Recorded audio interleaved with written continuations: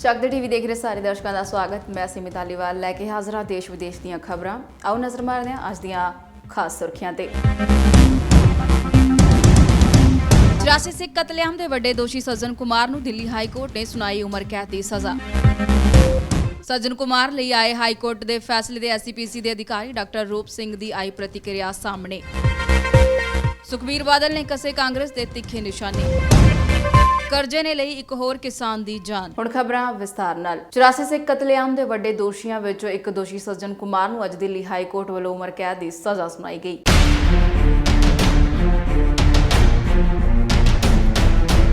ਲੱਗਦਾ ਹੈ ਸ਼ਾਇਦ 84 ਸਿੱਖ ਕਤਲੇਆਮ ਦੇ ਪੀੜਤਾਂ ਨੂੰ ਇਨਸਾਫ ਅਤੇ ਉਹਨਾਂ ਦੇ ਜ਼ਖਮਾਂ ਨੂੰ ਥੋੜੀ ਜਿਹੀ ਮੱਲ੍ਹਮਤਾ ਜ਼ਰੂਰ ਲੱਗੀ ਹੈ। ਜੀ ਹਾਂ, ਕਿਉਂਕਿ ਬੀਤੇ ਕੁਝ ਦਿਨ ਪਹਿਲਾਂ ਹੀ 84 ਸਿੱਖ ਕਤਲੇਆਮ ਦੇ ਦੋ ਦੋਸ਼ੀਆਂ ਨੂੰ ਸਜ਼ਾ ਸੁਣਾਈ ਗਈ ਸੀ। ਕਹਿੰਦੇ ਨੇ ਕਿ ਰੱਬ ਦੇ ਘਰ ਦੇਰ ਹੈ ਹਨੇਰ ਨਹੀਂ। ਇਹ ਕਹਾਵਤ ਸੱਚ ਹੁੰਦੀ ਦਿਖਾਈ ਦੇ ਰਹੀ ਹੈ, ਕਿਉਂਕਿ 84 ਸਿੱਖ ਕਤਲੇਆਮ ਦਾ ਇੱਕ ਹੋਰ ਦੋਸ਼ੀ ਜਿਸ ਨੂੰ ਅਪ੍ਰੈਲ 2013 ਵਿੱਚ ਹੇਠਲੀ ਅਦਾਲਤ ਨੇ ਬਰੀ ਕਰ ਦਿੱਤਾ ਸੀ, ਉਹ ਹੈ ਸੱਜਣ ਕੁਮਾਰ। ਤੇ ਹੁਣ ਦਿੱਲੀ ਹਾਈ ਕੋਰਟ ਨੇ ਕਾਂਗਰਸੀ ਲੀਡਰ ਸੱਜਣ ਕੁਮਾਰ ਨੂੰ ਦੋਸ਼ੀ ਕਰਾਰ ਦੇ ਦਿੱਤਾ ਹੈ। ਸੱਜਣ ਨੂੰ ਅਦਾਲਤ ਨੇ ਉਮਰ ਕੈਦ ਦੀ ਸਜ਼ਾ ਸੁਣਾਈ ਹੈ ਤੇ 31 ਦਸੰਬਰ ਤੱਕ ਆਤਮ ਸਮਰਪਣ ਕਰਨ ਲਈ ਕਿਹਾ ਹੈ। ਇੱਥੇ ਤੁਹਾਨੂੰ ਦੱਸ ਦਈਏ ਕਿ 84 ਸਿੱਖ ਦੰਗਿਆਂ ਦੇ ਦੋਸ਼ਾਂ ਤਹਿਤ ਸੱਜਣ ਕੁਮਾਰ ਦਾ ਲਾਈ ਡਿਟੈਕਟਰ ਟੈਸਟ ਯਾਨੀ ਝੂਠ ਫੜਨ ਵਾਲਾ ਟੈਸਟ ਕੀਤਾ ਗਿਆ ਸੀ ਅਤੇ ਜਵਾਹਰ ਇੰਦਰ ਕੋਹਲੀ ਦੇ ਬਿਆਨਾਂ ਦੇ ਆਧਾਰ ਤੇ ਕੋਰਟ ਵੱਲੋਂ ਆਦੇਸ਼ ਦਿੱਤੇ ਜਾਣ ਤੋਂ ਬਾਅਦ SIT ਨੇ ਇਹ ਟੈਸਟ ਕਰਵਾਇਆ ਸੀ। 34 ਸਾਲ ਬਾਅਦ ਇਹ ਫੈਸਲਾ ਆਉਣਾ 84 ਦੇ ਦੰਗਾ ਪੀੜਤਾਂ ਲਈ ਉਮੀਦ ਦੀ ਕਿਰਨ ਹੈ, ਕਿਉਂਕਿ ਜਿਹੜੇ ਹੋਰ ਵੱਡੇ ਨਾਂ ਨੇ ਇਸ ਕਾਂਡ ਵਿੱਚ ਉਹਨਾਂ ਨੂੰ ਵੀ ਸਜ਼ਾ ਹੋ ਸਕਦੀ ਹੈ।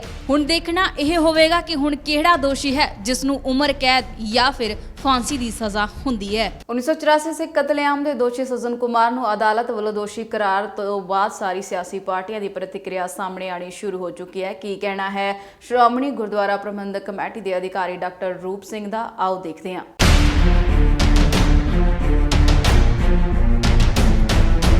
84 ਸਿੱਖ ਕਤਲੇਆਮ ਦੇ ਸੱਜਣ ਕੁਮਾਰ ਨੂੰ ਜਿਵੇਂ ਹੀ ਕੋਰਟ ਵੱਲੋਂ ਸਜ਼ਾ ਸੁਣਾਈ ਗਈ, ਹੁਣ ਸਾਰੀ ਸਿਆਸੀ ਪਾਰਟੀਆਂ ਦੀ ਪ੍ਰਤੀਕਿਰਿਆ ਹੋਣੀ ਸ਼ੁਰੂ ਹੋ ਗਈ ਹੈ ਅਤੇ ਖਾਸ ਕਰ ਸ਼੍ਰੋਮਣੀ ਗੁਰਦੁਆਰਾ ਪ੍ਰਬੰਧਕ ਕਮੇਟੀ ਦੇ ਬਿਆਨ ਸਾਹਮਣੇ ਆਣੇ ਸ਼ੁਰੂ ਹੋ ਚੁੱਕੇ ਹਨ। ਸ਼੍ਰੋਮਣੀ ਗੁਰਦੁਆਰਾ ਪ੍ਰਬੰਧਕ ਕਮੇਟੀ ਦੇ ਅਧਿਕਾਰੀ ਡਾਕਟਰ ਰੂਪ ਸਿੰਘ ਨੇ ਕਿਹਾ ਕਿ 84 ਸਿੱਖ ਕਤਲੇਆਮ ਨੂੰ ਦੰਗਾ ਨਾ ਕਿਹਾ ਜਾਵੇ, ਕਿਉਂਕਿ ਉਦੋਂ ਸਿੱਖਾਂ ਨੂੰ ਦਿਨ ਦਿਹਾੜੇ ਕਤਲ ਕੀਤਾ ਗਿਆ ਸੀ, ਇਸ ਲਈ ਇਹ ਸਿੱਖ ਕਤਲੇਆਮ ਹੈ। ਉਹਨਾਂ ਨੇ ਕਿਹਾ ਕਿ ਸੱਜਣ ਕੁਮਾਰ ਨੂੰ ਤਾਂ ਸਿਰਫ 5 ਲੋਕਾਂ ਦੇ ਕਤਲ ਕਰਨ ਦੇ ਦੋਸ਼ ਵਿੱਚ ਸਜ਼ਾ ਮਿਲੀ ਹੈ। ਹੁਣ 3000 ਦੇ ਕਰੀਬ ਸਿੱਖ ਨੌਜਵਾਨਾਂ ਨੂੰ ਜੋ ਗਲ ਵਿੱਚ ਟਾਇਰ ਪਾ ਕੇ ਮਾਰਿਆ ਗਿਆ, ਉਹਨਾਂ ਦੀ ਸਜ਼ਾ ਮਿਲਣੀ ਬਾਕੀ ਹੈ। ਪਹਿਲੀ ਗੱਲ ਤਾਂ ਇਹ ਦੰਗੇ ਨਹੀਂ ਹੈਗੇ, ਸਿੱਖਾਂ ਦਾ ਚਿੱਟੇ ਦਿਨ 'ਚ ਕਤਲੇਆਮ ਹੋਇਆ। 3 ਦਿਨ ਕਤਲੇਆਮ 'ਚ ਨਵੰਬਰ 1984 ਦੇ ਵਿੱਚ 3000 ਤੋਂ ਵੱਧ ਸਿੱਖ ਜਿਹੜੇ ਸੀ ਉਹ ਕੇਵਲ ਭਾਰਤ ਦੀ ਰਾਜਧਾਨੀ ਦੇ ਵਿੱਚ ਮਾਰੇ ਗਏ, ਸਾੜੇ ਗਏ, ਗਲਾਂ 'ਚ ਟਾਇਰ ਪਾਏ ਗਏ, ਉਹਨਾਂ ਦੀਆਂ ਜਾਇਦਾਦਾਂ ਨੂੰ ਸਾੜਿਆ ਗਿਆ, ਉਹਨਾਂ ਦੇ ਬੱਚਿਆਂ ਨੂੰ ਸਾੜਿਆ ਗਿਆ, ਧੀਆਂ ਭੈਣਾਂ ਦੇ ਨਾਲ ਬਲਾਤਕਾਰ ਕੀਤੇ ਗਏ।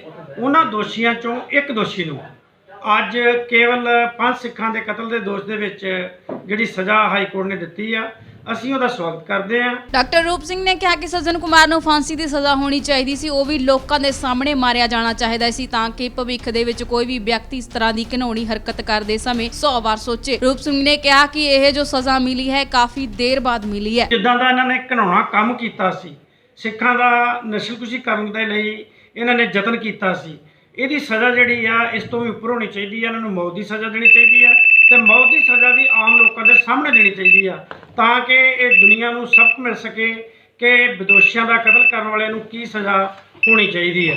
ਦੂਸਰੀ ਗੱਲ ਕਿ ਇਹ 5 ਸਿੱਖਾਂ ਦੇ ਕਤਲ ਦੇ ਵਿੱਚ ਸਜ਼ਾ ਦਿੱਤੀ ਗਈ ਆ।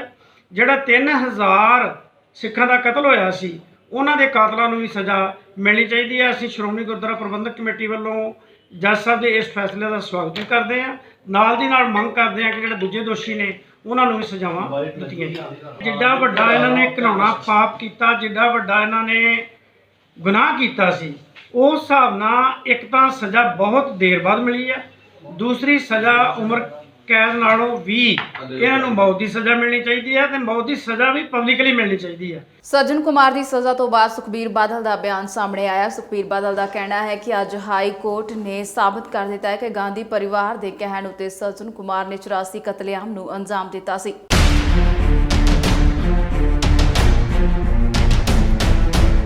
ਸ਼੍ਰੋਮਣੀ ਅਕਾਲੀ ਦਲ ਦੇ ਪ੍ਰਧਾਨ ਸੁਖਬੀਰ ਸਿੰਘ ਬਾਦਲ ਨੇ ਹਾਈ ਕੋਰਟ ਦੇ ਫੈਸਲੇ ਉੱਤੇ ਬੋਲਦੇ ਹੋਏ ਕਿਹਾ ਕਿ ਅੱਜ ਹਾਈ ਕੋਰਟ ਦੇ ਜੱਜ ਸਾਹਿਬ ਨੇ ਵੀ ਆਪਣੀ ਜੱਜਮੈਂਟ ਵਿੱਚ ਲਿਖਿਆ ਹੈ ਕਿ ਸੱਜਣ ਕੁਮਾਰ ਨੇ ਹਜ਼ਾਰਾਂ ਸਿੱਖ ਭੈਣ ਭਰਾਵਾਂ ਦਾ ਕਤਲ ਕੀਤਾ ਤੇ ਹਮੇਸ਼ਾ ਉਸ ਨੂੰ ਪੋਲਿਟਿਕਸ ਦਖਲਅੰਦਾਜ਼ੀ ਕਰ ਬਚਾਇਆ ਜਾ ਰਿਹਾ ਸੀ। ਉਹਨਾਂ ਨੇ ਕਿਹਾ ਕਿ ਜੋ ਅਸੀਂ ਕਹਿੰਦੇ ਆ ਰਹੇ ਸਨ ਉਹ ਅੱਜ ਸੱਚ ਹੋਇਆ। ਉਹਨਾਂ ਨੇ ਕਿਹਾ ਕਿ ਰਾਜੀਵ ਗਾਂਧੀ ਦੇ ਕਹਿਣ ਉੱਤੇ ਇਹ ਸਿੱਖ ਕਤਲੇਆਮ ਹੋਇਆ ਸੀ, ਉਸ ਉੱਤੇ ਅੱਜ ਹਾਈ ਕੋਰਟ ਨੇ ਵੀ ਮੁਹਰ ਲਗਾ ਦਿੱਤੀ ਹੈ ਤੇ ਰਾਜੀਵ ਗਾਂਧੀ ਦੇ ਕਹਿਣ ਉੱਤੇ ਸੱਜਣ ਕੁਮਾਰ ਨੇ ਹੀ ਸਾਡੇ ਹਜ਼ਾਰਾਂ ਸਿੱਖ ਭੈਣ ਭਰਾਵਾਂ ਦਾ ਕਤਲ ਕੀਤਾ ਹੈ। ਅੱਜ ਹਾਈ ਕੋਰਟ ਦੇ ਜੱਜ ਸਾਹਿਬ ਨੇ ਵੀ ਆਪਣੀ ਜੱਜਮੈਂਟ 'ਚ ਲਿਖਿਆ ਹੈ ਕਿ ਸੱਜਣ ਕੁਮਾਰ ਨੇ ਹਜ਼ਾਰਾਂ ਸਿੱਖ ਭੈਣ ਭਰਾਵਾਂ ਦਾ ਕਤਲੇਆਮ ਕੀਤਾ ਹੈ ਤੇ ਜੱਜ ਸਾਹਿਬ ਨੇ ਆਪਣੀ ਜੱਜਮੈਂਟ 'ਚ ਲਿਖਿਆ ਹੈ ਕਿ ਸੱਜਣ ਕੁਮਾਰ ਨੂੰ ਪੋਲੀਟੀਕਲ ਪੈਟਰਨੇਜ ਕਰਕੇ ਬਚਾਇਆ ਜਾਂਦਾ ਸੀ। ਪੋਲੀਟੀਕਲ ਪੈਟਰਨੇਜ, ਅੱਜ ਜੱਜ ਸਾਹਿਬ ਲਿਖ ਰਿਹਾ ਪੋਲੀਟੀਕਲ ਪੈਟਰਨੇਜ। ਜੋ ਅਸੀਂ ਕਹਿੰਦੇ ਸੀ ਕਿ ਰਾਜੀਵ ਗਾਂਧੀ ਦੇ ਹੁਕਮ ਤੇ ਹੋਇਆ, ਅੱਜ ਆਨਰੇਬਲ ਹਾਈ ਕੋਰਟ ਨੇ ਵੀ ਉਹਦੇ ਤੇ ਮੋਹਰ ਲਾ ਦਿੱਤੀ ਹੈ। ਰਾਜੀਵ ਗਾਂਧੀ ਦੇ ਹੁਕਮ ਤੇ ਉਹਦੇ ਚਹੇਤੇ ਸੱਜਣ ਕੁਮਾਰ ਟਾਈਟਲਰ ਵਰਗਿਆਂ ਨੇ ਹਜ਼ਾਰਾਂ ਆਪਣੇ ਸਿੱਖ ਭੈਣ ਭਰਾਵਾਂ ਦਾ ਕਤਲੇਆਮ ਕੀਤਾ। ਇਹ ਤੋਂ ਮਾੜੀ ਕੌਮ ਦੀ ਦੁਸ਼ਮਣ ਪਾਰਟੀ ਕਾਂਗਰਸ ਤੋਂ ਜ਼ਿਆਦਾ ਕੋਈ ਨਹੀਂ ਹੋ ਸਕਦੀ ਤੇ ਅੱਜ ਹਾਈ ਕੋਰਟ ਦਾ ਵੀ ਵਰਡਿਕਟ ਆ ਗਿਆ। ਸੁਖਬੀਰ ਸਿੰਘ ਬਾਦਲ ਦਾ ਇਹ ਵੀ ਕਹਿਣਾ ਹੈ ਕਿ ਦਿੱਲੀ ਹਾਈ ਕੋਰਟ ਨੇ ਇੱਕ ਇਤਿਹਾਸਿਕ ਫੈਸਲਾ ਕੀਤਾ ਹੈ। ਸੱਜਣ ਕੁਮਾਰ ਜੋ ਕਿ ਗਾਂਧੀ ਪਰਿਵਾਰ ਦਾ ਚਹੇਤਾ ਹੈ, ਉਸ ਨੂੰ ਉਮਰ ਕੈਦ ਦੀ ਸਜ਼ਾ ਸੁਣਾਈ ਹੈ। ਉਹਨਾਂ ਨੇ ਕਿਹਾ ਕਿ ਅੱਜ ਸਾਨੂੰ ਇਨਸਾਫ ਦੀ ਕਿਰਨ ਨਜ਼ਰ ਆਈ ਹੈ। ਪਿਛਲੇ 34 ਸਾਲ ਤੋਂ ਅਸੀਂ ਕਹਿੰਦੇ ਆ ਰਹੇ ਹਾਂ ਕਿ ਇਸ ਉੱਤੇ ਕਾਂਗਰਸ ਦੋਸ਼ੀਆਂ ਨੂੰ ਬਚਾਉਂਦੀ ਆ ਰਹੀ ਹੈ। ਸੱਜਣ ਕੁਮਾਰ ਜਿਹੜਾ ਗਾਂਧੀ ਪਰਿਵਾਰ ਦਾ ਚਹੇਤਾ, ਉਹਨੂੰ ਦਿੱਲੀ ਹਾਈ ਕੋਰਟ ਨੇ 84 ਦੇ ਕਤਲੇਆਮ ਦੇ ਸੰਬੰਧ ਵਿੱਚ ਉਮਰ ਕੈਦ ਦੀ ਸਜ਼ਾ ਦਿੱਤੀ ਹੈ। 34 ਸਾਲ ਬਾਅਦ ਇਨਸਾਫ ਦੀ ਕਿਰਨ ਹੁਣ ਸਾਹਮਣੇ ਦਿਖਣ ਲੱਗ ਗਈ। ਅਸੀਂ 34 ਸਾਲ ਦੇ ਸ਼੍ਰੋਮਣੀ ਅਕਾਲੀ ਦਲ ਲਗਾਤਾਰ ਆ ਜੰਗ ਲੜ ਰਿਹਾ ਸੀ ਸਿੱਖ ਕੌਮ ਨੂੰ ਇਨਸਾਫ ਦਿਵਾਉਣ ਵਾਸਤੇ, ਪਰ ਹਰ ਪਲ ਕਾਂਗਰਸ ਤੇ ਗਾਂਧੀ ਪਰਿਵਾਰ ਦੋਸ਼ੀਆਂ ਨੂੰ ਬਚਾਉਂਦਾ ਰਿਹਾ। ਪੰਜਾਬ ਦੇ ਮਾਲਵਾ ਇਲਾਕੇ ਵਿੱਚ ਕਰਜ਼ੇ ਦੇ ਬੋਝ ਹੇਠ ਦਬੇ ਕਿਸਾਨ ਲਗਾਤਾਰ ਖੁਦਕੁਸ਼ੀਆਂ ਦੇ ਰਾਹ ਪਏ ਹੋਏ ਹਨ। ਸਬ ਡਿਵੀਜ਼ਨ ਤਲਵੰਡੀ ਸਾਬੋ ਦੇ ਪਿੰਡ ਲੇਲਾਵਾਲਾ ਵਿਖੇ ਇੱਕ ਕਿਸਾਨ ਨੇ ਕਰਜ਼ੇ ਦੀ ਪੰਡ ਦਾ ਬੋਝ ਨਾ ਸਹਾਰਦੇ ਹੋਏ ਖੇਤ ਵਿੱਚ ਜ਼ਹਿਰੀਲੀ ਵਸਤੂ ਪੀ ਕੇ ਆਪਣੀ ਜੀਵਨ ਲੀਲਾ ਸਮਾਪਤ ਕਰ ਲਈ। ਮਾਮਲਾ ਤਾਂ ਇਹ ਕਰਜ਼ੇ ਦਾ ਸੀ, ਘਰੇ ਤੰਗੀ ਵਾਲੀ ਸੀਗੀ। ਮੇਰਾ ਭਰਾ ਬਲਾਈਂਡ ਸੀ, ਉਹਦੇ ਇਲਾਜ ਤੇ ਸਾਡਾ ਕਾਫੀ ਪੈਸਾ ਖਰਚ ਹੋ ਗਿਆ ਸੀਗਾ ਤੇ ਬਾਕੀ ਟੈਨਸ਼ਨ ਘਰੇ ਅਕਸਰ ਗੱਲਾਂ ਕਰਦੇ ਰਹਿੰਦੇ ਸੀਗੇ ਵੀ ਹੁਣ ਕੋਈ ਫੌ ਨਹੀਂ ਪੈਂਦਾ। ਉਹਦਾ ਆਪਰੇਸ਼ਨ ਵੀ ਕਰਵਾਉਣਾ ਸੀ। ਹੁਣ ਅਸੀਂ 14 ਆਪਰੇਸ਼ਨ ਹੋ ਗਏ ਜੀ, ਉਹਦੇ ਅੰਬਾਲੇ ਤੋਂ ਕਰਵਾਏ ਅਸੀਂ ਤੇ ਉਹਦਾ 100% ਦਾ ਸਰਟੀਫਿਕੇਟ ਵੀ ਹੈਗਾ ਜੀ। ਉਹਦਾ ਇੱਕ ਆਪਰੇਸ਼ਨ ਤੇ ਲੱਖ ਰੁਪਏ ਤੱਕ ਖਰਚਾ ਹੋ ਜਾਂਦਾ ਸੀ। ਹਰ ਸਾਲ ਸਾਡੀ ਜਿਹੜੀ ਮਾੜੀ ਮੋਟੀ ਬਚਤ ਸੀਗੀ ਜਾਂ ਮਾੜੀ ਮੋਟੀ ਆਮਦਨੀ ਸੀਗੀ ਉਹਦੇ ਆਪਰੇਸ਼ਨਾਂ ਤੇ ਚਲੀ ਜਾਂਦੀ ਸੀ ਜੀ। ਟੈਨਸ਼ਨ ਲੈ ਕੇ ਉਹ ਖੇਤ ਗਏ ਸੀ ਪਾਣੀ ਲਾਉਣ, ਉੱਥੇ ਉਹਨਾਂ ਨੇ ਸਪਰੇਅ ਪੀ ਲਈ, ਖੁਦਕੁਸ਼ੀ ਕਰ ਲਈ। ਆਹ ਭਾਣਾ ਵਾਪਰ ਗਈ ਸਾਡੇ ਨਾਲ। ਸਾਨੂੰ ਸਵੇਰੇ ਪਤਾ ਲੱਗਿਆ, ਦੇਖਣ ਗਏ ਵੀ ਮੁੜਿਆ ਕਿਉਂ ਨਹੀਂ। ਕਰਜ਼ਾ 8 ਲੱਖ ਰੁਪਈਆ ਸੀ। ਅਸੀਂ ਮੰਗ ਕਰਦੇ ਹਾਂ ਵੀ ਨਾਲ ਤਾਂ ਸਾਡਾ ਕਰਜ਼ਾ ਮਾਫ ਕੀਤਾ ਜਾਵੇ, ਕਿਉਂਕਿ ਪਹਿਲਾਂ ਜਦੋਂ ਨਰਮਾ ਮੱਚਿਆ ਸੀ ਪਹਿਲਾਂ ਉਦੋਂ ਸਾਨੂੰ ਕੋਈ ਸਹੂਲਤ ਨਹੀਂ ਮਿਲੀ ਸੀ। ਕਿੰਨੇ ਵਾਰੀ ਫਸਲ ਉਹ ਹੋ ਜਾਂਦੀ ਹੈਗੀ ਤੇ ਹੁਣ ਅਸੀਂ ਮੰਗ ਆਈ ਕਰਦੇ ਹਾਂ ਵੀ ਸਾਡਾ ਕਰਜ਼ਾ ਮਾਫ ਹੋਵੇ ਤੇ ਮੇਰਾ ਜਿਹੜਾ ਬਲਾਈਂਡ ਬ੍ਰਦਰ ਆ ਉਹਨੂੰ ਮਾੜੀ ਸਹੂਲਤ ਮਿਲੇ, ਕੋਈ ਨੌਕਰੀ ਦਿੱਤੀ ਜਾਵੇ। ਸਾਨੂੰ ਕੋਈ ਸਹੂਲਤ ਨਹੀਂ ਮਿਲੀ ਕਿਸੇ ਵੀ ਤਰ੍ਹਾਂ ਦੀ। ਮੰਗ ਕਰਦੇ ਹਾਂ ਵੀ ਸਾਡਾ ਜਿਹੜਾ ਕਰਜ਼ਾ ਉਹ ਮਾਫੀ ਕਰੀ ਜਾਵੇ ਤੇ ਮੇਰੇ ਭਰਾ ਨੂੰ ਕੋਈ ਨੌਕਰੀ ਦਿੱਤੀ ਜਾਵੇ। ਲੁਧਿਆਣਾ ਸਿਟੀ ਸੈਂਟਰ ਘੁਟਾਲਾ ਮਾਮਲਾ ਸਾਬਕਾ ਡੀਜੀਪੀ ਪੰਜਾਬ ਸੁਮੇਧ ਸੈਣੀ ਵੱਲੋਂ ਵਿਜੀਲੈਂਸ ਦੇ ਕੇਸ ਖਾਰਜ ਵਿਰੁੱਧ ਪਾਈ ਅਰਜ਼ੀ ਦੇ ਜ਼ਿਲ੍ਹਾ ਅਦਾਲਤ 'ਚ ਸੁਣਵਾਈ ਹੋਈ। ਮਾਮਲੇ ਦੀ ਅਗਲੀ ਸੁਣਵਾਈ 5 ਜਨਵਰੀ ਨੂੰ ਹੋਵੇਗੀ। ਸੁਮੇਧ ਸੈਣੀ ਦੇ ਲੀਗਲ ਐਡਵਾਈਜ਼ਰ ਨੇ ਕਿਹਾ ਕਿ ਅਗਲੀ ਤਰੀਕ ਨੂੰ ਮਾਮਲੇ ਤੇ ਬਹਿਸ ਹੋਵੇਗੀ। ਲਾਸਟ ਡੇਟ ਤੇ ਸਰਕਾਰ ਵੱਲੋਂ ਸਾਡੀ ਐਪਲੀਕੇਸ਼ਨ ਦਾ ਰਿਪਲਾਈ ਫਾਈਲ ਕੀਤਾ ਗਿਆ ਸੀ ਜੀ। ਉਹ ਰਿਪਲਾਈ ਨੂੰ ਲੈ ਕੇ ਅਸੀਂ ਅੱਜ ਇੱਕ ਰੀਜੁਆਇੰਡਰ ਫਾਈਲ ਕੀਤਾ ਹੈ ਜੀ, ਜਿਹਦੇ ਨਾਲ ਕੁਝ ਅਸੀਂ ਇੰਪੋਰਟੈਂਟ ਡਾਕੂਮੈਂਟਸ ਅਟੈਚ ਕੀਤੇ ਹੈ ਐਜ਼ ਐਨ ਐਕਸਚਰਸ ਜੀ। ਐਂਡ ਜੋ ਅਸੀਂ ਅੱਜ ਰੀਜੁਆਇੰਡਰ ਫਾਈਲ ਕੀਤਾ ਹੈ ਉਹਦੇ 'ਚ ਬੇਸਿਕਲੀ ਅਸੀਂ ਇਹ ਦੱਸਿਆ ਵੀ ਜਿਹੜਾ ਸਟੇਟ ਰਿਪਲਾਈ ਸੀ ਉਹਦੇ 'ਚ ਕਿਵੇਂ ਸਰਕਾਰ ਨੇ ਤੱਥਾਂ ਨੂੰ ਤੋੜ ਮਰੋੜ ਕੇ ਇੱਕ ਝੂਠੀ ਪਿਕਚਰ ਕੋਰਟ ਦੇ ਸਾਹਮਣੇ ਪ੍ਰੈਜ਼ੈਂਟ ਕੀਤੀ ਗਈ ਸੀ। ਕਈ ਤਰ੍ਹਾਂ ਦੇ ਉਹਦੇ 'ਚ ਐਲੀਗੇਸ਼ਨ ਸੀ ਜੀ, ਵਿੱਚ ਉਹਨਾਂ ਨੇ ਕਹਿਤਾ ਸੀ ਵੀ ਮੇਰੇ ਕਲਾਇੰਟ ਨੇ ਫਾਈਲ ਹੀ ਨਹੀਂ ਅੱਜ ਤੱਕ ਦੇਖੀ। ਅਸੀਂ ਡਾਕੂਮੈਂਟਰੀ ਉਹਨਾਂ ਨੂੰ ਡਾਕੂਮੈਂਟਸ ਦਿੱਤੇ ਆ ਜੀ, ਡਾਕੂਮੈਂਟਰੀ ਐਵੀਡੈਂਸ ਦਿੱਤਾ, ਜਿਹਦੇ ਤੋਂ ਪਤਾ ਲੱਗਦਾ ਵੀ ਜਿੰਨੀ ਵੀ ਇਸ 1500 ਤੋਂ 3000 ਕਰੋੜ ਦੇ ਸਕੈਮ ਦੀ ਇਨਵੈਸਟੀਗੇਸ਼ਨ ਹੋਈ ਉਹਦੇ 'ਚ ਸਾਡਾ ਰੋਲ ਕਿੰਨਾ ਇੰਪੋਰਟੈਂਟ ਸੀ, ਕਿਵੇਂ ਸਾਡੇ ਅੰਦਰ ਇਹ ਸਾਰੀ ਇਨਵੈਸਟੀਗੇਸ਼ਨ ਹੋਈ ਸੀ। ਇਹਦੇ 'ਚ ਇਹਨਾਂ ਨੇ ਕੈਂਸਲੇਸ਼ਨ ਰਿਪੋਰਟ ਜਿਹੜੀ ਕਿ ਚਲਾਨ ਪੇਸ਼ ਹੋਣ ਤੋਂ 10 ਸਾਲਾਂ ਬਾਅਦ ਪੇਸ਼ ਕੀਤੀ, ਉਹਦੇ 'ਚ ਕਈ ਗਵਾਹ ਮੁੱਕਰ ਗਏ। ਉਹਨਾਂ ਨੇ ਇਹ ਗੱਲ ਕਹਿ ਦਿੱਤੀ ਵੀ ਸਾਡੇ ਤਾਂ ਕਦੀ ਪੁਲਿਸ ਨੇ ਬਿਆਨ ਹੀ ਰਿਕਾਰਡ ਨਹੀਂ ਕੀਤਾ ਜੀ। ਉਹਨਾਂ 'ਚੋਂ ਇੱਕ ਸ਼੍ਰੀ BR ਬਜਾਜ ਸੀ ਜੀ, IAS ਆਫਿਸਰ, ਉਸ ਟਾਈਮ ਸ਼ਾਇਦ ਮੈਨੂੰ ਲੱਗਦਾ ਵੀ ਸ਼ਾਇਦ ਉਹ ਪ੍ਰਿੰਸੀਪਲ ਸੈਕਟਰੀ ਸੀ ਜੀ। ਉਹਨਾਂ ਦਾ ਹੁਣ ਨਵਾਂ ਬਿਆਨ ਲਿਖਿਆ ਗਿਆ ਜੀ ਇਹ ਕਲੋਜ਼ਰ ਰਿਪੋਰਟ 'ਚ।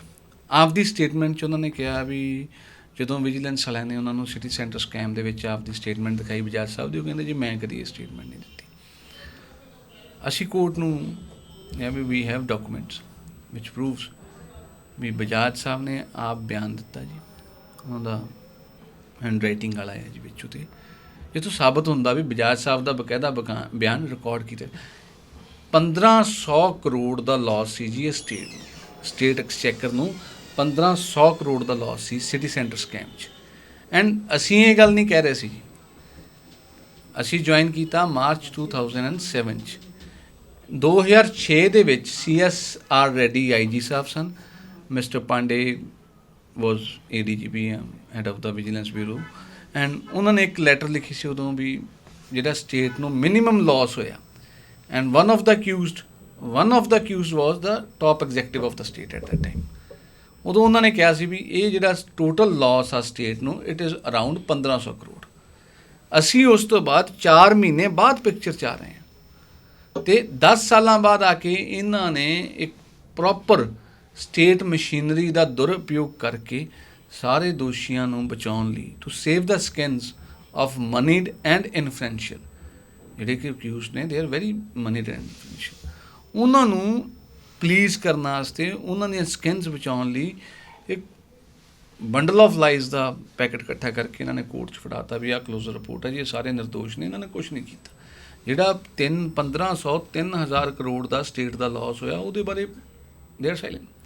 ਸੋ ਅਸੀਂ ਅੱਜ ਉਹੀ ਰੀਜੁਆਇੰਟਰ ਦਿੱਤਾ। ਹੁਣ 5/1 ਨੂੰ ਆਰਗੂਮੈਂਟਸ ਹੋਣੀ ਆ, ਡਾਕੂਮੈਂਟਸ ਦੇਵਾਂਗੇ, ਕੋਰਟ ਦੇ ਅੱਗੇ ਤੱਥ ਪੇਸ਼ ਕਰਾਂਗੇ ਜੀ ਵੀ ਇਹਨਾਂ ਨੂੰ ਕਿਸ ਤਰ੍ਹਾਂ ਸਟੇਟ ਮਸ਼ੀਨਰੀ ਦਾ ਦੁਰਉਪਯੋਗ ਕਰਕੇ ਇਹਨਾਂ ਦੇ ਸਕਿਨਸ ਨੂੰ ਬਚਾਇਆ ਜਾ ਰਿਹਾ, ਕਿਵੇਂ ਕਿਸ ਤਰ੍ਹਾਂ ਜਿਹੜੀ ਸਟੇਟ ਮਸ਼ੀਨਰੀ ਆ they are behaving like a defence counsel, and ਇਹੀ ਅੱਜ ਅਸੀਂ ਆਪਦਾ ਰੀਜੁਆਇੰਟਰ 'ਚ ਲਿਖਿਆ ਜੀ। ਤੇ ਆਰਗੂਮੈਂਟਸ ਨੇ 5/1 ਨੂੰ, ਤੇ at that time we will prove this before the honourable court. ਜਿਹੜੇ ਦੋਸ਼ੀ ਨੇ ਜੀ, ਜੇ ਤੁਸੀਂ ਇਹਦੀ ਸਾਰਾ ਕੁਝ ਧਿਆਨ ਨਾਲ ਸਟੱਡੀ ਕਰੋ, ਉਹਨਾਂ ਖਿਲਾਫ ਮੇਜਰ ਡਾਕੂਮੈਂਟਰੀ ਐਵੀਡੈਂਸ ਨੇ ਜੀ। ਸਾਰਾ ਕੇਸ ਜਿਹੜਾ ਆ major case documentary evidence based ਹੈ। ਜੇ ਇਹ ਕੇਸ ਖੁੱਲ੍ਹਦਾ ਦੋਸ਼ੀਆਂ ਨੂੰ ਕੋਈ ਨਹੀਂ ਬਚਾ ਸਕਦਾ ਜੀ। ਦੇ ਵਿਲ ਬਿਹਾਈਂਡ ਦਾ ਬਾਰਸ। ਬਹੁਤ ਵੱਡਾ ਲਾਸ ਕਾਜ਼ ਕੀਤਾ ਜੀ ਸਟੇਟ ਨੂੰ ਉਹਨਾਂ ਨੇ, ਇਹ ਨਹੀਂ ਬਚਣਾ। ਦੋਸ਼ੀ 34 ਨੇ ਜੀ, ਸਾਡੇ ਲਈ ਕੋਈ ਪ੍ਰਾਇਓਰਟੀ ਨਹੀਂ ਜੀ, ਮਤਲਬ ਸਾਡੇ ਲਈ one of the top executive is also ਦੋਸ਼ੀ ਜੀ, ਠੀਕ ਹੈ ਜੀ। ਕਈ ਆਫਿਸਰਸ ਟੁਡੇ ਹੋਮ ਗਰੁੱਪ ਵਾਲੇ ਸੀ ਜੀ, 32-34 ਜਾਣੇ ਆ, ਦੇ ਆਰ ਵੈਰੀ ਇਨਫਲੂਐਂਸ਼ੀਅਲ, ਮਨੀਡ ਨੇ, ਪਾਵਰ 'ਚ ਨੇ ਜੀ। ਸੋ ਸਾਡੇ ਲਈ ਤਾਂ ਦੋਸ਼ੀ ਹੈ ਜੀ, ਕੋਈ ਵੀ ਹੋਵੇ। ਬਠਿੰਡਾ ਪਹੁੰਚੇ ਸਰਬੱਤ ਖਾਲਸਾ ਤਖਤ ਸ੍ਰੀ ਦਮਦਮਾ ਸਾਹਿਬ ਦੇ ਜਥੇਦਾਰ ਬਲਜੀਤ ਸਿੰਘ ਦਾਦੂਵਾਲ ਨੇ ਸ਼੍ਰੋਮਣੀ ਅਕਾਲੀ ਦਲ ਪਾਰਟੀ ਦੇ ਪ੍ਰਧਾਨ ਸੁਖਬੀਰ ਬਾਦਲ ਅਤੇ ਬਿਕਰਮਜੀਤ ਸਿੰਘ ਮਜੀਠੀਆ ਦੇ ਖਿਲਾਫ ਝੂਠ ਬੋਲਣ ਦੇ ਆਰੋਪ ਲਗਾਏ ਨੇ। ਸਾਰਾ ਪੰਜਾਬ ਜਾਣਦਾ ਕਿ ਬਿਕਰਮ ਮਜੀਠੀਆ ਤੇ ਸੁਖਬੀਰ ਬਾਦਲ ਜਿਹੜਾ ਬਹੁਤ ਜ਼ਿਆਦਾ ਝੂਠ ਜਿਹੜਾ ਉਹ ਬੋਲਦੇ ਆ। ਅੱਜ ਉਹਨਾਂ ਦਾ ਝੂਠ ਸਾਹਮਣੇ ਆ ਚੁੱਕਾ। ਜੋ ਵਿਧਾਨ ਸਭਾ ਦੇ ਵਿੱਚ ਜਾਂਚ ਕਮੇਟੀ ਬਣੀ ਸੀ, ਉਹਨੇ ਆਪਣੀ ਰਿਪੋਰਟ ਦੇ ਕੇ ਤੇ ਦੋਸ਼ੀ ਕਰਾਰ ਸੁਖਬੀਰ ਬਾਦਲ ਨੂੰ ਦੇ ਦਿੱਤਾ ਹੈ। 26 ਅਗਸਤ 2018 ਦੀ ਰਾਤ ਨੂੰ ਬਿਕਰਮ ਮਜੀਠੀਆ ਨੇ ਇੱਕ ਟਵੀਟ ਕੀਤਾ ਸੀ ਕਿ ਬਲਜੀਤ ਸਿੰਘ ਦਾਦੂਵਾਲ ਤੇ ਕੈਪਟਨ ਅਮਰਿੰਦਰ ਸਿੰਘ ਮੁੱਖ ਮੰਤਰੀ ਨਿਵਾਸ ਤੇ ਮੀਟਿੰਗ ਕਰ ਰਹੇ ਆ ਤੇ ਜਿਹੜੀ ਜਾਂਚ ਕਮਿਸ਼ਨ ਜਸਟਿਸ ਰਣਜੀਤ ਸਿੰਘ ਦੀ ਰਿਪੋਰਟ ਆ ਉਹਦੇ ਨਾਲ ਛੇੜਛਾੜ ਕਰ ਰਹੇ ਆ, ਜੋ ਕਿ ਅੱਜ ਸਰਾਸਰ ਜਿਹੜੀ ਆ ਝੂਠ ਸਾਬਤ ਹੋਈ ਆ। ਮੈਂ ਉਸ ਵੇਲੇ ਵੀ ਕੰਡੈਮ ਕੀਤਾ ਸੀ ਕਿ 26 ਅਗਸਤ ਦੀ ਰਾਤ ਨੂੰ ਨਾ ਮੁੱਖ ਮੰਤਰੀ ਨਾਲ ਮੇਰੀ ਮੁਲਾਕਾਤ ਹੋਈ ਤੇ ਨਾ ਮੈਂ ਮੁੱਖ ਮੰਤਰੀ ਦੇ ਨਿਵਾਸ ਤੇ ਗਿਆ, ਨਾ ਮੇਰੀ ਗੱਡੀ ਗਈ ਆ ਮੁੱਖ ਮੰਤਰੀ ਨਿਵਾਸ ਤੇ। ਤਾਂ ਅੱਜ ਨਾਲ ਹੀ ਕੈਪਟਨ ਚੰਨਣ ਸਿੰਘ ਸਿੱਧੂ ਦੇ ਫਾਰਮ ਹਾਊਸ ਦੇ ਉੱਤੇ ਜਸਟਿਸ ਰਣਜੀਤ ਸਿੰਘ, ਸੁਖਪਾਲ ਸਿੰਘ ਖਹਿਰਾ, ਗੁਰਦੀਪ ਸਿੰਘ ਬਠਿੰਡਾ, ਜਥੇਦਾਰ ਮੰਡ ਸਾਹਿਬ ਤੇ ਮੇਰੀਆਂ ਉਹਨਾਂ ਨੇ ਮੀਟਿੰਗਾਂ ਦਾ ਜ਼ਿਕਰ ਕੀਤਾ ਸੀ। ਬਕਾਇਦਾ ਪ੍ਰੈਸ ਦੇ ਸਾਹਮਣੇ ਸਬੂਤਾਂ ਦੀ ਗੱਲ ਕਰਕੇ ਵੀ ਆਹ ਮੇਰੇ ਕੋਲ ਰਿਕਾਰਡ ਆ ਕਿ ਉੱਥੇ ਬਹਿ ਕੇ ਜਿਹੜੀ ਹੈਗੀ ਉਹ ਜਾਂਚ ਕਮਿਸ਼ਨ ਦੀ ਰਿਪੋਰਟ ਤਿਆਰ ਹੋਈ ਆ। ਉਹ ਵੀ ਅਸੀਂ ਉਸ ਵੇਲੇ ਵੀ ਉਹਨੂੰ ਕੰਡੈਮ ਕੀਤਾ ਸੀ ਤੇ ਅੱਜ ਉਹ ਝੂਠ ਸਿੱਧ ਹੋਈ ਆ।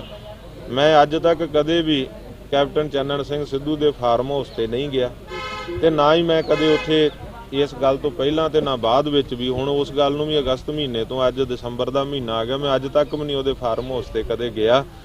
ਜਾਂਚ ਕਮਿਸ਼ਨ ਦੀ ਜਿਹੜੀ ਇਸ ਚੀਜ਼ ਦੀ ਜਾਂਚ ਕਮੇਟੀ ਬਣੀ ਪੰਜਾਬ ਸਰਕਾਰ ਦੇ ਵੱਲੋਂ, ਮੁੱਖ ਮੰਤਰੀ ਪੰਜਾਬ ਵੱਲੋਂ ਸੁਖਜਿੰਦਰ ਸਿੰਘ ਰੰਧਾਵਾ ਕੈਬਨਿਟ ਮੰਤਰੀ ਦੀ ਅਗਵਾਈ ਦੇ ਵਿੱਚ ਆਮ ਆਦਮੀ ਪਾਰਟੀ ਦੇ MLA ਵੀ, ਬਾਦਲ ਦਲ ਦਾ MLA ਵੀ ਲਿਆ ਗਿਆ ਤੇ ਉਹਨੇ ਜਿਹੜੀ ਜਾਂਚ ਰਿਪੋਰਟ ਜਿਹੜੀ ਆ ਉਹ ਵਿਧਾਨ ਸਭਾ ਦੇ ਵਿੱਚ ਸਬਮਿਟ ਕੀਤੀ ਆ। ਉਹਦੇ ਵਿੱਚ ਸੁਖਬੀਰ ਬਾਦਲ ਨੂੰ ਦੋਸ਼ੀ ਕਰਾਰ ਦਿੱਤਾ ਗਿਆ ਝੂਠ ਬੋਲਣ ਦਾ, ਪਵਿੱਤਰ ਸਦਨ ਨੂੰ ਗੁੰਮਰਾਹ ਕਰਨ ਦਾ। ਤਾਂ ਮੈਂ ਇਹਦੇ ਵਿੱਚ ਇਹ ਕਹਿਣ ਵਾਸਤੇ ਆਇਆ ਅੱਜ ਕਿ ਸੁਖਬੀਰ ਬਾਦਲ ਦੇ ਸਦਨ ਨੂੰ ਗੁੰਮਰਾਹ ਕਰਨ ਦਾ ਦੋਸ਼ੀ ਕਰਾਰ ਦਿੱਤਾ ਗਿਆ, ਉਹਨੂੰ ਸਖਤ ਸਜ਼ਾ ਜਿਹੜੀ ਆ ਉਹ ਦੇਣੀ ਚਾਹੀਦੀ। ਪ੍ਰਿਵਿਲੇਜ ਮੋਸ਼ਨ ਬਣਦਾ ਜੋ ਉਹਦੇ ਉੱਪਰ, ਉਹਦੇ ਤੇ ਕਾਰਵਾਈ ਹੋਣੀ ਚਾਹੀਦੀ ਆ ਕਿ ਇੱਥੋਂ ਤੱਕ ਉਹਦੀ ਮੈਂਬਰਸ਼ਿਪ ਵੀ ਖਤਮ ਹੋਣੀ ਚਾਹੀਦੀ ਹੈ ਕਿ ਉਹਨੇ ਝੂਠ ਬੋਲ ਕੇ ਸਦਨ ਨੂੰ ਗੁੰਮਰਾਹ ਕੀਤਾ। ਤੇ ਬਿਕਰਮ ਮਜੀਠੀਆ ਤੇ ਸੁਖਬੀਰ ਬਾਦਲ ਨੂੰ ਪੰਜਾਬ ਦੇ ਲੋਕਾਂ ਤੋਂ ਹੱਥ ਜੋੜ ਕੇ ਬਿਨਾਂ ਸ਼ਰਤ ਮੁਆਫੀ ਮੰਗਣੀ ਚਾਹੀਦੀ ਹੈ ਕਿ ਦੋਨੇ ਗੱਲਾਂ ਉਹਨਾਂ ਨੇ ਝੂਠ ਦੇ ਆਧਾਰ ਤੇ ਫੈਬਰੀਕੇਟ ਜਿਹੜੇ ਸੀ ਡਾਕੂਮੈਂਟ ਕਰਕੇ ਜਿਹੜਾ ਲੋਕਾਂ ਨੂੰ ਗੁੰਮਰਾਹ ਕੀਤਾ ਵਾ।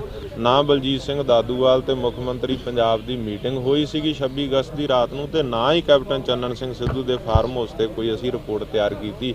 ਇਹ ਦੋਨੇ ਗੱਲਾਂ ਝੂਠੀਆਂ ਸਿੱਧ ਹੋਈਆਂ ਨੇ। ਇਸ ਕਰਕੇ ਹੁਣ ਦੋਨਾਂ ਨੂੰ ਜਿਹੜੀ ਹੈ ਪੰਜਾਬ ਦੇ ਲੋਕਾਂ ਦੇ ਕੋਲੋਂ ਬਿਕਰਮ ਮਜੀਠੀਆ ਤੇ ਸੁਖਬੀਰ ਬਾਦਲ ਨੂੰ ਮਾਫੀ ਮੰਗਣੀ ਚਾਹੀਦੀ ਆ ਤੇ ਪੰਜਾਬ ਸਰਕਾਰ ਵਿਧਾਨ ਸਭਾ ਨੂੰ ਸੁਖਬੀਰ ਬਾਦਲ ਨੂੰ ਸਦਨ ਨੂੰ ਗੁੰਮਰਾਹ ਕਰਨ ਦਾ ਦੋਸ਼ੀ ਕਰਾਰ ਦਿੱਤਾ ਗਿਆ, ਉਹਦੇ ਤੇ ਸਖਤ ਕਾਰਵਾਈ ਜਿਹੜੀ ਆ ਹੋਣੀ ਚਾਹੀਦੀ। ਦੇਖੋ ਮੋਰਚਾ ਜਿਹੜਾ ਸੀ ਬਹੁਤ ਵਧੀਆ, ਜਿਹੜਾ 6.5 ਮਹੀਨੇ ਦੇ ਕਰੀਬ ਚੱਲਿਆ। ਸੰਗਤਾਂ ਨੇ, ਕੌਮ ਨੇ ਬੜਾ ਸਾਥ ਦਿੱਤਾ। ਜਥੇਦਾਰ ਮਾਨ ਸਾਹਿਬ ਨੇ ਥੋੜੀ ਕਾਹਲੀ ਕੀਤੀ ਆ, ਉਹਦੇ ਵਿੱਚ ਸੰਗਤਾਂ ਨਿਰਾਸ਼ ਨੇ।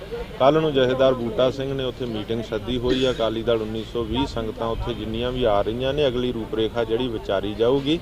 ਉੱਥੇ ਕੋਈ ਧਰਨਾ ਜਾਂ ਮੁਜ਼ਾਹਰਾ ਕਰਨ ਦਾ ਕੋਈ ਪ੍ਰੋਗਰਾਮ ਨਹੀਂ ਹੈ, ਬਸ ਸਮੀਖਿਆ ਕੀਤੀ ਜਾਣੀ ਹੈ ਕਿ ਮੋਰਚੇ 'ਚ ਕੀ ਹੋਣਤਾਈਆਂ ਰਹੀਆਂ, ਕਿਸ ਤਰ੍ਹਾਂ ਅਗਾਂਹ ਬੇਅਦਬੀ ਦੇ ਦੋਸ਼ੀ ਤਾਂ ਫੜੇ ਗਏ ਤੇ ਜਿਹੜੇ ਬਾਈਬਲ ਕਾਂਡ ਦੇ ਦੋਸ਼ੀ ਆ ਉਹਨਾਂ ਨੂੰ ਸਜ਼ਾਵਾਂ ਦਿਵਾਉਣ ਲਈ ਤੇ ਬੰਦੀ ਸਿੰਘਾਂ ਦੀ ਰਿਹਾਈ ਲਈ ਕਿਸ ਤਰ੍ਹਾਂ ਅੱਗੇ ਜਿਹੜਾ ਸੰਘਰਸ਼ ਨੂੰ ਤੋਰਿਆ ਜਾਵੇ। ਵਿਚਾਰਾਂ ਸਾਰਿਆਂ ਦੇ ਸੁਝਾਅ ਜਿਹੜੇ ਉੱਥੇ ਲਏ ਜਾਣਗੇ। ਬਿਲਕੁਲ ਮੈਂ ਕਹਿਣਾ ਚਾਹੁੰਦਾ ਕਿ ਦੇਰ ਆਏ ਦਰੁਸਤ ਆਏ। ਜਿਹੜਾ ਨਵੰਬਰ 84 ਦਾ ਸਿੱਖ ਕਤਲੇਆਮ ਕੀਤਾ ਗਿਆ, ਜਿਹਨੂੰ ਅੱਜ ਤੱਕ ਦਿੱਲੀ ਦੰਗਿਆਂ ਦਾ ਨਾਂ ਕਹਿੰਦੇ ਆ, ਪਰ ਦਿੱਲੀ ਦੰਗੇ ਨਹੀਂ, ਉਹ ਸਿੱਖ ਕਤਲੇਆਮ ਸੀ, ਸਿੱਖ ਜੀਨੋਸਾਈਡ ਸੀ। ਉਹਦੇ ਵਿੱਚ ਸੱਜਣ ਕੁਮਾਰ ਨੂੰ ਸਜ਼ਾ ਦਿੱਤੀ ਗਈ ਹੈ, ਜਦੋਂ ਕਿ ਬਾਕੀ ਦੋਸ਼ੀ ਚਾਹੇ ਉਹ ਕਮਲਨਾਥ ਆ, ਚਾਹੇ ਉਹ ਜਗਦੀਸ਼ ਟਾਈਟਲਰ ਆ ਤੇ ਹੋਰ ਆ, ਉਹਨਾਂ ਨੂੰ ਵੀ ਬਣਦੀ ਸਜ਼ਾ ਜਿਹੜੀ ਆ ਉਹ ਦਿੱਤੀ ਜਾਣੀ ਚਾਹੀਦੀ ਆ, ਤਾਂ ਕਿ ਕਾਨੂੰਨ ਦੇ ਉੱਪਰ ਲੋਕਾਂ ਦਾ ਭਰੋਸਾ ਜਿਹੜਾ ਉਹ ਕਾਇਮ ਰਹੇ।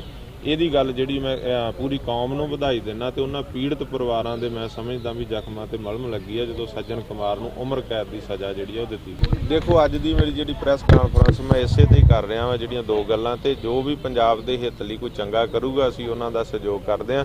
ਪੰਜਾਬ ਦੇ ਹਿੱਤਾਂ ਲਈ ਚੰਗਾ ਹੋਣਾ ਚਾਹੀਦਾ, ਚਾਹੇ ਉਹ ਟਕਸਾਲੀ ਅਕਾਲੀ ਆ, ਚਾਹੇ ਉਹ ਸੁਖਪਾਲ ਸਿੰਘ ਖਹਿਰਾ, ਚਾਹੇ ਹੋਰ ਆ, ਚਾਹੇ ਪੰਥਕ ਜਥੇਬੰਦੀਆਂ, ਪੰਜਾਬ ਦੇ ਹਿੱਤਾਂ ਲਈ ਚੰਗਾ ਕਰਨ, ਪੰਥ ਤੇ ਪੰਜਾਬ ਦਾ ਕੁਝ ਬਣੇ।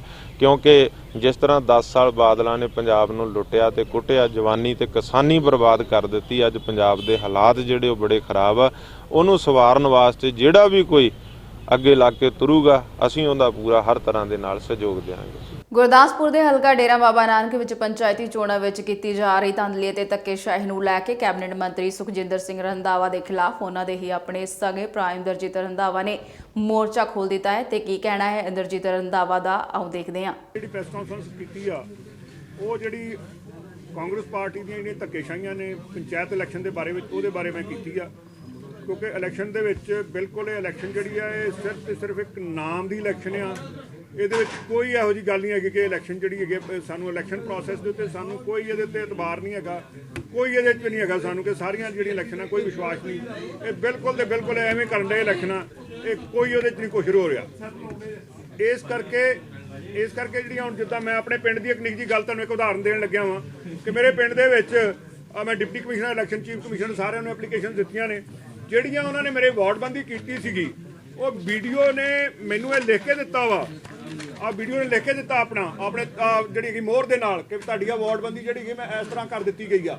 ਲੇਕਿਨ ਜਿਸ ਦਿਨ ਹੁਣ ਦੁਬਾਰਾ ਮੇਰੀਆਂ ਵੋਟਾਂ ਦੀ ਆਈ ਆ, ਜਿਹੜੀ ਮੇਰੀ ਵੋਟਾਂ ਦੀ ਲਿਸਟ ਆਈ ਆ, ਉਸ ਲਿਸਟ ਦੇ ਵਿੱਚ ਮੈਨੂੰ ਉਹਨਾਂ ਨੇ ਦਿਖਾ ਦਿੱਤਾ ਗਿਆ ਕਿ ਨਹੀਂ ਜੀ ਤੁਹਾਡੀਆਂ ਵਾਰਡਬੰਦੀ ਜਿਹੜੀ ਉਹ ਇਹ ਨਹੀਂ ਹੈਗੀ, ਤੁਹਾਡੀ ਵਾਰਡਬੰਦੀ ਜਿਹੜੀ ਉਹ ਇਸ ਤਰ੍ਹਾਂ ਹੋਈ ਆ, ਉਹ ਕੁਝ ਹੋਰ ਹੀ ਬਣਾ ਦਿੱਤਾ ਗਿਆ ਵਾ। ਜਿਹੜਾ ਇੱਕ ਨੰਬਰ ਦਾ ਜਿਹੜਾ ਬੰਦਾ ਵਾ ਉਹਦੀਆਂ ਕਈ ਉਸ ਚੋਂ ਕਰਾਤੀਆਂ, ਔਰ ਖਾਸ ਤੌਰ 'ਤੇ ਜਿਹੜੀਆਂ ਵੋਟਾਂ ਕੱਟੀਆਂ ਗਈਆਂ ਸੀਗੀਆਂ, ਜਿਹੜੀਆਂ ਵੋਟਾਂ ਮਰ ਗਈਆਂ ਨੇ, ਜਿਹੜੀਆਂ ਵੋਟਾਂ ਨੂੰ 40 45 ਸਾਲ ਹੋ ਗਏ ਇਸ ਪਿੰਡ ਦੇ ਵਿੱਚੋਂ ਗਈਆਂ ਨੇ, ਜਿਨ੍ਹਾਂ ਦੇ ਵਿਆਹ ਹੋ ਗਏ ਆ, ਉਹਨਾਂ ਦੇ ਪੋਤਰੇ ਵੀ ਵਿਆਹੇ ਗਏ ਆ, ਉਹਨਾਂ ਨੂੰ ਫਿਰ ਦੁਬਾਰਾ ਇਸ ਪਿੰਡ ਦੇ ਵਿੱਚ ਲਿਆ ਦਿੱਤਾ ਗਿਆ। ਜਿਹੜਾ ਇੱਕ ਮਕਾਨ ਨੰਬਰ ਆ ਉਹਦੇ ਵਿੱਚ ਇੱਕ ਜਿਹੜਾ ਪਰਿਵਾਰ ਆ ਹਰੀ ਸਿੰਘ ਦਾ, ਜਿਹੜਾ ਉਹਦੇ 2 ਜੀਆਂ ਦੀ ਵੋਟ ਜਿਹੜੀ 1 ਨੰਬਰ ਵਾਰਡ 'ਚ ਆ, ਜਿਹੜਾ ਉਹਦਾ ਬੇਟਾ ਤੇ ਉਹਦੀਆਂ ਜਿਹੜੀਆਂ 9 ਆ 2 ਉਹਨਾਂ ਨੂੰ 3 ਨੰਬਰ ਪਾ ਦਿੱਤਾ, ਜਿਹੜਾ ਦੂਸਰਾ ਬੇਟਾ ਤੇ ਉਹਦੀ ਨੌਂ ਆ ਉਹਨੂੰ 4 ਨੰਬਰ 'ਚ ਪਾ ਦਿੱਤਾ, ਇੱਕ ਜਿਹੜੀ ਉਹਦੀ ਨੌਂ ਆ ਉਹਨੂੰ ਵਿਚਾਰੀ ਨੂੰ 6 ਨੰਬਰ ਵਾਰਡ 'ਚ ਪਾ ਦਿੱਤਾ।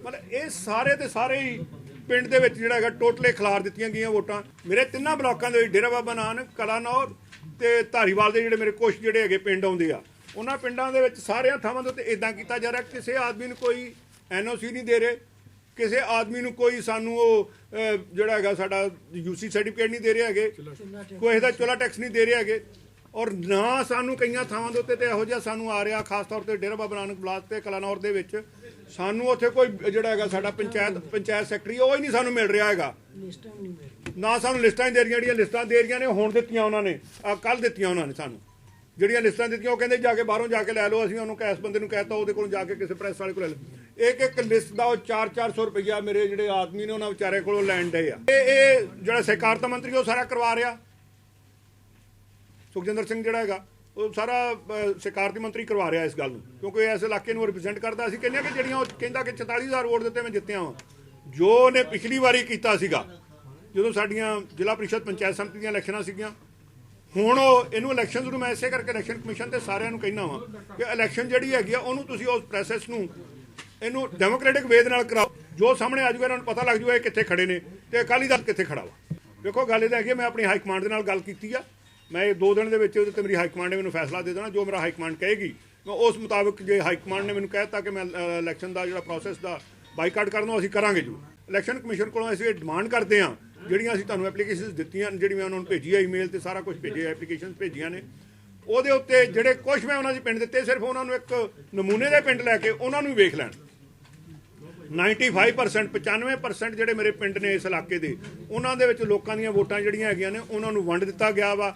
ਕਿਸੇ ਪਰਿਵਾਰ ਦੇ ਇੱਕ ਪਰਿਵਾਰ ਦੇ ਜਿਹੜੇ 7 ਜਿਹੜੇ ਹੈਗੇ ਉਹਨਾਂ 7 ਜ਼ੋਨਾਂ ਵਿੱਚ ਵੋਟਾਂ ਵਿੱਚ ਵੰਡ ਦਿੱਤਾ ਗਿਆ ਤਾਂ ਕਿ ਉਹਨਾਂ ਦੀ ਜਿਹੜੀ ਹੈਗੀ ਉਹਨਾਂ ਦੇ ਮੈਂਬਰਸ ਨਾ ਬਣ ਸਕਣ। ਦੇਖੋ ਇਸ ਵੇਲੇ ਸਰਕਾਰ ਜਿਹੜੀ ਉਹ ਕਾਂਗਰਸ ਪਾਰਟੀ ਦੀ ਆ, ਅਕਾਲੀ ਦਲ ਦੀ ਸਰਕਾਰ ਵਿੱਚ ਮੈਂ ਬਿਲਕੁਲ ਇਹਦੇ ਉੱਤੇ ਗਲਤ ਗੱਲ ਮੈਂ ਕਹਾਂਗਾ। ਮੈਂ ਇਲੈਕਸ਼ਨਾਂ ਲੜੀਆਂ ਨੇ ਜਦੋਂ ਮੈਂ ਉਦੋਂ ਕਾਂਗਰਸ ਦਾ ਮੈਂਬਰ ਸੀਗਾ।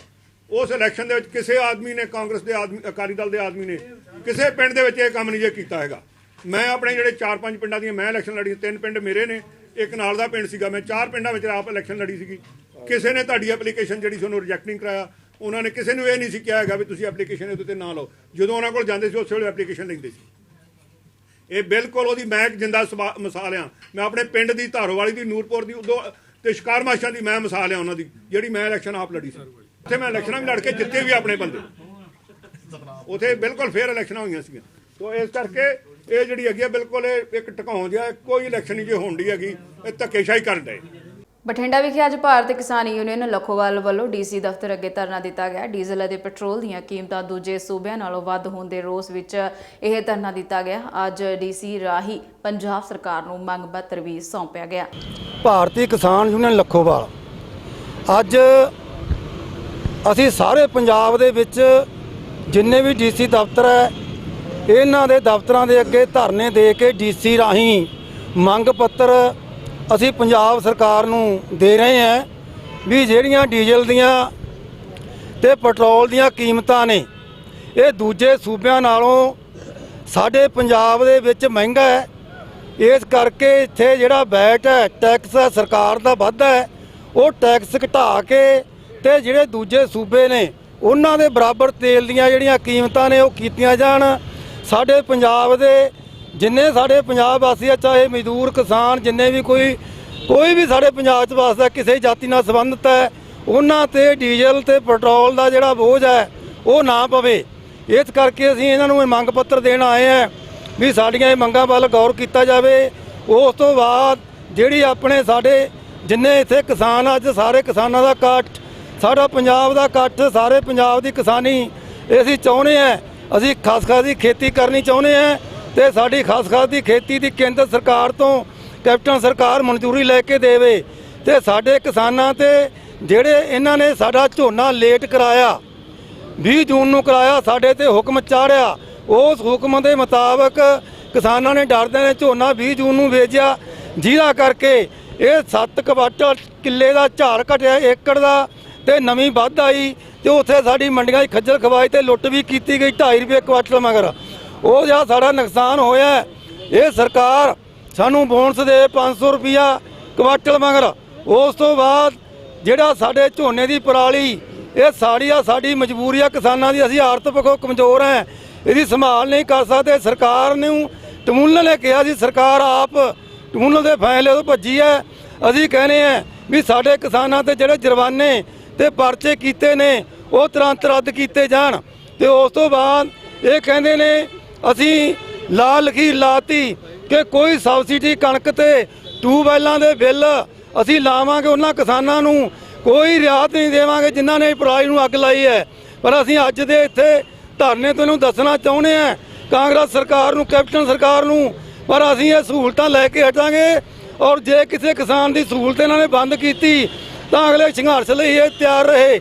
ਅਸੀਂ ਚੰਡੀਗੜ੍ਹ ਦੇ ਵਿੱਚ ਅਵਾਰਾ ਪਸ਼ੂਆਂ ਨੂੰ ਲੈ ਕੇ ਸਾਡੀਆਂ ਫਸਲਾਂ ਬਿਲਕੁਲ ਉਜਾੜ ਰਹੇ ਨੇ ਤੇ ਸਾਡੇ ਪੰਜਾਬ ਵਾਸੀਆਂ ਦੀਆਂ, ਸ਼ਹਿਰ ਵਾਸੀਆਂ ਦੀਆਂ ਇਹ ਡੰਗਰ ਅਵਾਰਾ ਤੇ ਮਨੁੱਖੀ ਜਾਨਾਂ ਕੀਮਤਾਂ ਕਮਾ ਰਹੇ ਨੇ। ਐਕਸੀਡੈਂਟ ਹੋ ਕੇ ਸਾਡੇ ਨੌਜਵਾਨ ਹਸਪਤਾਲਾਂ 'ਚ ਪਏ ਨੇ। ਅਸੀਂ ਇੰਨੇ ਕਮਜ਼ੋਰ ਹੋ ਗਏ, ਅਸੀਂ ਇਲਾਜ ਨਹੀਂ ਕਰਾ ਸਕਦੇ। ਤੇ ਗਊਆਂ ਦਾ ਸਰਕਾਰ ਨੇ ਗਊ ਸੈਸ ਕਰੋੜਾਂ ਰੁਪਇਆ ਸਾਥੋਂ ਵਸੂਲ ਲਿਆ, ਪੰਜਾਬੀਆਂ ਤੋਂ ਟੈਕਸ ਲਾ ਕੇ ਬਿੱਲ ਰਾਹੀਂ।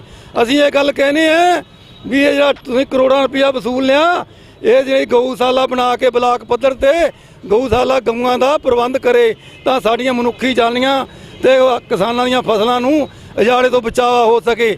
ਇਹ ਸਰਕਾਰ ਨੂੰ ਅੱਜ ਮੰਗ ਪੱਤਰ ਡੀਸੀ ਰਾਹੀਂ ਭੇਜਦੇ ਹਾਂ। ਜੇ ਸਾਡੀ ਗੱਲ ਨਾ ਸੁਣੀ ਗਈ, ਇਹ 'ਤੇ ਗੌਰ ਨਾ ਕੀਤੀ, ਅਸੀਂ ਚੰਡੀਗੜ੍ਹ ਦੇ ਵਿੱਚ ਜਾ ਕੇ ਧਰਨਾ ਦੇਵਾਂਗੇ ਤੇ ਕੈਪਟਨ ਸਾਡੇ ਨਾਲ ਟੱਕਰ ਲਾਉਣ ਨੂੰ ਤਿਆਰ ਰਹੇ। ਅਸੀਂ ਤਿਆਰ ਹਾਂ, ਕਿਸਾਨ ਸਾਰੇ ਪੰਜਾਬ ਦੇ ਕਿਸਾਨ ਅਸੀਂ ਉੱਥੇ ਇਹਨਾਂ ਦਾ ਸਦਨ ਘੇਰਾਂਗੇ ਤੇ ਅਸੀਂ ਅੱਜ ਤੋਂ ਕਹਿੰਦੇ ਹਾਂ ਵੀ ਅਵਾਰਾ ਡੰਗਰ ਵੀ ਅਸੀਂ ਲਿਜਾ ਕੇ ਸਾਰੇ ਪੰਜਾਬ ਦੇ ਸਦਨ ਦੇ ਵਿੱਚ ਛੱਡਾਂਗੇ ਤੇ ਅਸੀਂ ਅਗਲਾ ਸੰਘਰਸ਼ ਐਡਾ ਵੱਡਾ ਕਰਨਾ ਤੇ ਅਸੀਂ ਚੇਤਾਵਨੀ ਦਿੰਦੇ ਅੱਜ ਦੇ ਧਰਨੇ ਤੋਂ।